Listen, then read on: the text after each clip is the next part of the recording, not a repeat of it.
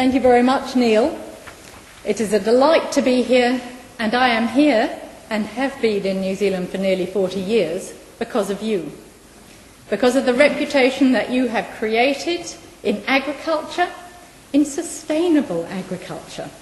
And when I decided that my life's work was saving the world, and also worked out that that meant producing food sustainably so that we manage the environment as well as an economic return to the farmer, I looked for the best country in the world, and it was then, 1975, New Zealand, as it is now. Whatever we are, 2012. Its reputation then was built on its superb farmers, working closely with the agribusiness industry, and all the terrific research that was then supplied by MAF and DSIR. And what I realised quite quickly during my time at Waikato University was, actually, New Zealand is in the business of nutrient management. There is no other country in the world, no developed country in the world, that actually has its economy based on the export of nutrients in animal products. The OECD figures support the fact that we are absolutely superb at our use of agricultural nutrients. We have the best record for reporting nitrogen. That is, we get it into the products, we can account for it better than any other country in the world. Phosphorus, not quite so good, but that actually reflects the fact that we have very young soils, and we do need high phosphorus, and an awful lot of our phosphorus gets locked up. And we know this because of the research that's been going on for many, many years. We know it because the fertiliser industry is so sensitive to anything that might happen. We know it because in 1985, when the subsidies were removed, the farmers got pretty sensitive about it too. Of course, that 1985, of course they did. It affected their bottom line. And mostly what we think about New Zealand and its bottom line is that we are remarkably clean and green, and that most of society actually knows that is the case.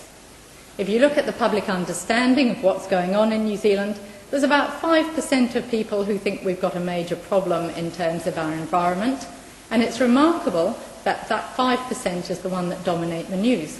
So I'm really glad to see media people here, because it's the media role to explain the truth, and we're delighted always to be able to welcome people who want to spread the truth, and that is part of your role. Here today we have agribusiness professionals, farmers, media. We have academics and scientists, and of extreme importance, we have the next generation. I'm very pleased to see two of our SIFE groups, that is Students in Free Enterprise, and if anybody hasn't been buttonholed by our Students in Free Enterprise groups, I would be surprised, frankly. We have both the two groups that are here today are very concerned about nutrients getting into the waterways, and they recognise that farmers are very busy, so they are getting groups together, student groups, to come and help plant trees to intercept the nutrients, and that's the Waiha Waterways project, and we have the group clustering in front of me there. Then clustering right there, Alana, and that group. And we also have the carp, the koi carp group, if the nutrients get into the waterways, and the fish group big. They're led by Dan, right, clustering there. And we also have students working in agribusiness in one of the research projects, Thomas and Stephanie over there. Do take the time to talk to them, because they need to understand that all of you are working to improve the environment as well. And that aspect is our major role collectively, because the more people who understand what's going on in the environment, and that we in agriculture are the nutrient managers, the better for New Zealand.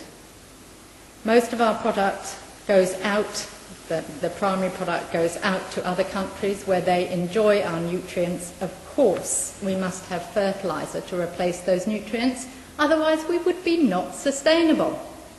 And sustainability, clean, green, productive New Zealand, is our goal for all of us. It's also the goal for Shane Ardern. And it is my delight to introduce him, MP for Taranaki, as the person who's actually going to launch this educational podcast. He's a farmer. He regards his role as bridging the rural-urban groups, and it is fascinating to me that most of urban New Zealand, something like 3/4 of it, values the rural sector, whereas the rural sector has a bit more problem with the urban lot. So there are misunderstandings in every direction. But Shane, a member of Parliament, and now has a share milker on his farm, was involved with federated farmers, likes to keep up to date with things, very much believes in education, is currently enrolled extramurally in papers at Massey because he wants to have his diploma in rural studies. He is chair of the Primary Production Select Committee, and it's because that committee is involved with the Dairy Industry Restructuring Act at the moment that he's given his apologies, but said, please don't leave me out, please do use me. He chairs the National Agricultural Caucus Committee, and he believes that this video, the clip that you're about to see, is paramount for people to know about so that we can all understand how we work together for the betterment of New Zealand. And I now raise my eyebrow, nod correctly, and with any luck it happens. Welcome to all those online and all those present. I'm pleased to launch that New Zealand needs fertiliser and plants need food. Well, fertiliser is the food that feeds the plant life that we grow to produce the products that we produce. So without fertiliser, the agricultural economy basically stops. I think as farmers we sort of grow up with the concept, leave your land in better condition than when you found it. And so 99.9% of farmers today are very focused on applying fertiliser accurately. We use a very detailed fertiliser management system which is based on science and our external advice. Effectively we soil test, we have a nutrient balance, we actually are now at the point where we're applying different rates of fertiliser to different parts of the farm. We apply obviously Ferdenmark certified fertilisers, and we use Spreadmark as the guide to the spreading technology. As you can see by this map, there is a precise measurement of where the fertiliser is applied, and there is no room for error. It is just on the paddocks and not on the road or in the streams or anywhere it's not supposed to be. I think dairy farmers get a bad image because there is a number of people see how much income there is involved in industry now. So I think it's actually driven by politics of envy and often by misinformation. New Zealand survives largely on the export of food. Out of total export receipts of $42.8 billion, agriculture makes up $29 billion.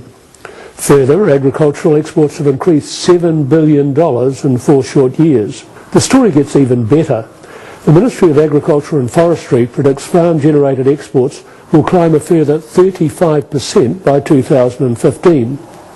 That gives us the extra money to pay for our health and education, transport, law and order and research. We also export nutrients. Our biggest export earner, the dairy industry, produces around 1.4 billion kilograms of milk solids each year.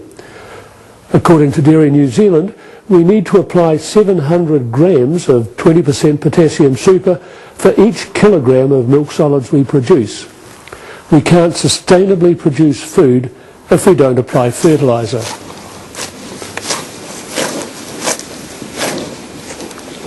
Fertiliser is simply plant food.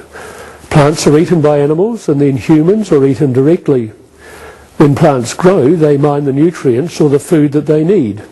When plants are harvested or eaten by animals, the nutrients go with them and must be replaced. New Zealand soils are not naturally fertile. It's not just a New Zealand story. World food production has doubled since 1960. If we are to properly meet the future demands for food, we must double production yet again. Overseas experience has shown that 40% of yield increases are as a direct result of commercial fertiliser use. The essential elements for our soil, potassium, nitrogen, phosphorus and sulphur, are important for people as well.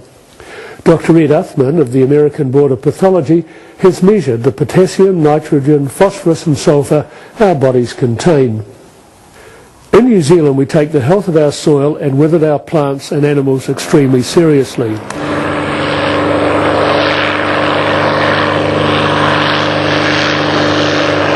We spend almost $1.8 billion a year on fertiliser, with the average sheep and beef farmer spending over $15,000 annually.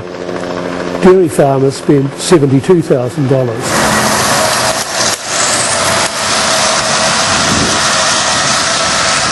The vast majority of our fertiliser industry is controlled by two farmer cooperatives, Balance and Ravensdown. New Zealand is fortunate that we have a highly reputable ethical fertiliser industry that uses two robust quality control standards, FertMark and SpreadMark. 95% of our fertilisers are FertMark registered. This means they undergo a rigorous, regular and independent audit to establish that the fertiliser in the bag is the same as is claimed on the label. Advertising is also audited to ensure any claim made for a FertMark registered product can be verified. In partnership with FertMark is SpreadMark. A SpreadMark accredited company is able to spread fertiliser accurately. SpreadMark accreditation means a company is audited and checked to ensure their trucks and planes are of a suitable standard to spread accurately. The drivers and pilots are trained to a high degree, and the companies are further audited to ensure their systems are robust. FertMark and SpreadMark also recommend farmers test their soil to establish the nutrients they need. They should then develop a nutrient budget to ensure a fertiliser purchase and application plan that has integrity and is environmentally responsible. The harsh reality is, if we don't apply fertiliser, we are mining our soils. That would be economically and environmentally unsustainable for New Zealand. Fert Research maintains that if we stop using fertilisers, our soils would be capable of supporting less than half and possibly as low as 30% of the animals grazed or crops grown. On that basis, our agricultural exports, predicted to reach $40 billion by 2015, would, without fertiliser, be just $20 or even $13 billion. That would be catastrophic for the New Zealand economy. With ethical fertilisers that boast the FertMark tick spread by a highly skilled SpreadMark operator, New Zealand's economy can continue to grow as a state-of-the-art producer of ethical, healthy food. Without fertiliser, we can't.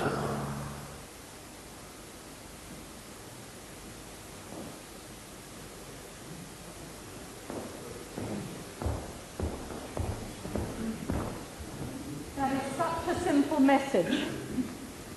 It will be available to all schools, and I congratulate the Fertiliser Quality Council for providing material that will be used in biology, physics, chemistry, geography, social science, history, economics, and probably some accounting. Yeah, it's data rich and it's a